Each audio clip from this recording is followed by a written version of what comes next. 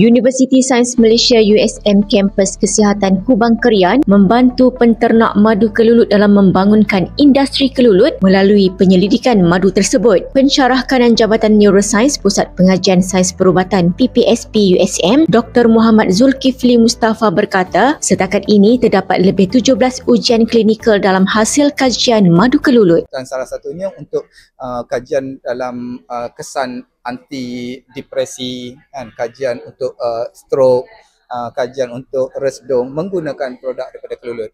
Masyarakat sangat sinonim dengan madu lebah tualang, madu lebah daripada spesies lebah yang menyengat.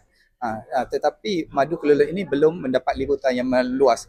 Jadi di sini adalah peranan universiti untuk menjalankan penyelidikan dan mengetengahkan potensi kesihatan yang boleh didapati melalui madu kelulut. Beliau berkata demikian kepada pemberita di sidang media pada sambutan Hari Lebah Sedunia 2025 di sini hari ini. Beliau berkata pihak universiti memainkan peranan bagi penghasilan madu kelulut melalui beberapa proses termasuk pemurnian mengikut prosedur operasi standard SOP. Katanya pihak USM Kampus Kesihatan bekerjasama dengan Persatuan Usahawan Lebah Kelulut Darul Naim Drones. Di mana di bawah Drones ini kita ada kira-kira 165 peternak, yang mana peternak ini mempunyai sarang kira-kira 5,500 sarang yang menghasilkan madu yang agak dalam jumlah yang besar. Dalam pada itu, Dr. Muhammad Zulkifli berkata persepsi masyarakat terhadap penghasilan madu kelulut di pasaran daripada bahan campuran perlu ditepis.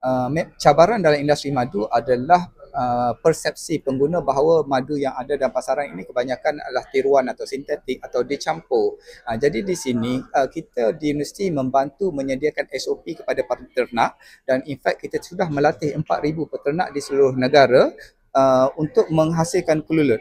Jadi untuk mengatasi perspektif ini, kita menggalakkan pengguna madu untuk membeli terus daripada peternak. Kebanyakan peternak ini memang wujud di seluruh negara.